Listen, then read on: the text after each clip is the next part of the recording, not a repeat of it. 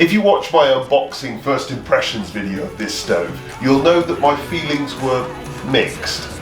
But this is the Burley Thorncombe and it has completely won me over. Please like and subscribe.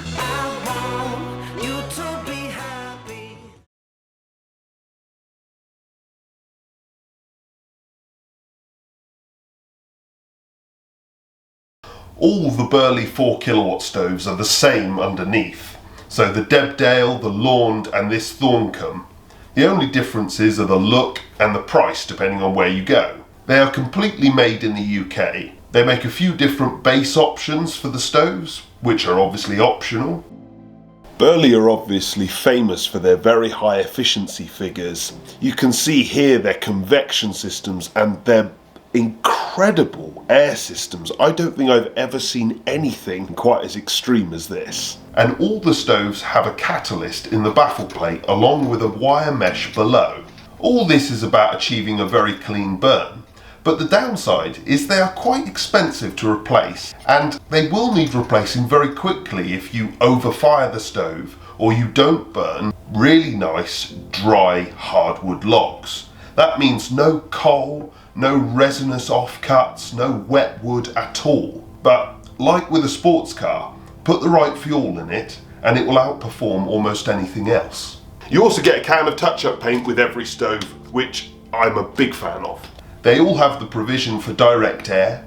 They have steel bodies and cast iron doors and easily removed or added DEFRA kits. They're also wood burning appliances, which means they have no grate or ash pan. They do have a little scoop for removing the ash, but as you can see, it's not very practical and it doesn't get much out. Okay, let's light it. As always, logs at the bottom, slowly getting smaller. Some kindling on the top. Some firelighters. With this one, it's got a little loop there so that you can leave the door just on the latch and obviously the vent fully open.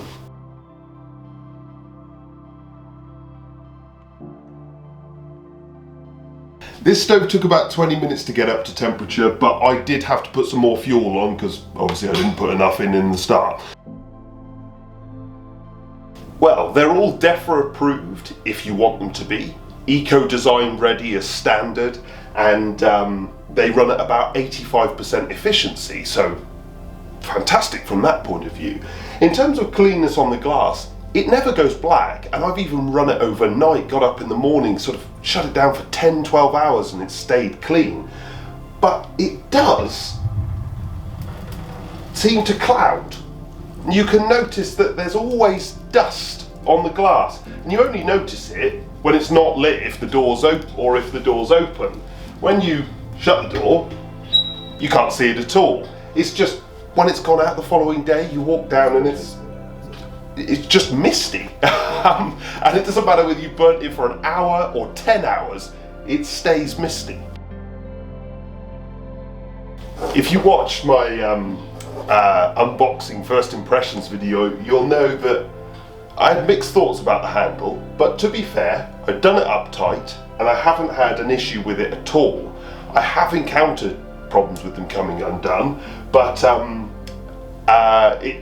imagining that this isn't a daily or probably even a monthly thing. I think it is just an occasional thing where you've got to do up the handle. The controls generally are obviously covered with wood, so you can operate them when they're hot. Which is really, really nice. Obviously you've got the main control here, so all the way over to the right for maximum power and all the way to the left to sort of kill it, and it is super controllable. And it's got these little notches, as you can see here, which just means once you've got a pattern for how you do things, if your partner gives you a call and says, "Oh, I'm going out for a few hours, how do I keep it in?" You could just say 2 logs on and shut it down to notch number 2. And I know that's simple, but I just quite like that there's a marker for where to shut things down to. It also comes with a whole load of stuff. So you get a glove, although as I say, you don't really need it for the handles. You get a trivet, so you don't mark the top of the stove, and a rather amusing mug. They give you a glass cleaner, and as I've mentioned previously, I think that's a useful addition because it does like to dust a little bit.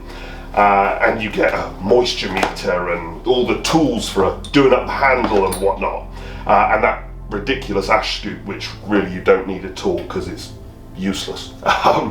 But when you do control it and when you want to keep the stove in for long periods, that's what won me over with this stove. It will run overnight. This is a tiny little 4 kilowatt stove that when I tested it could run for 12 hours on one load of fuel.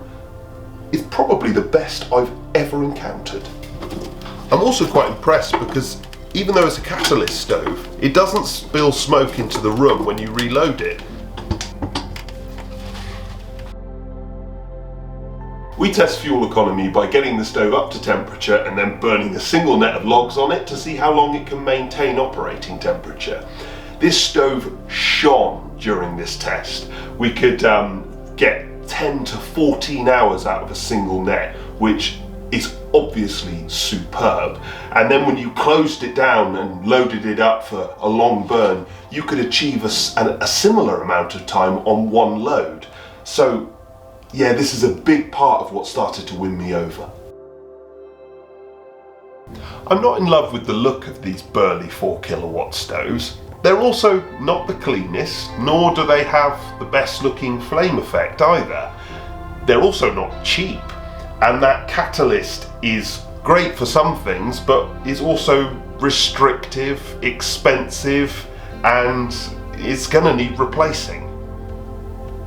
However, I really love this stove's fuel economy, controllability and efficiency. And you get loads of things with it as well, the trivet, the glove. It's not something that leaves you feeling, oh, that was expensive.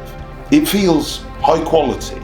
It's probably not for you if you just want a backup and a focal point, because in testing it was evident that wasn't its focus.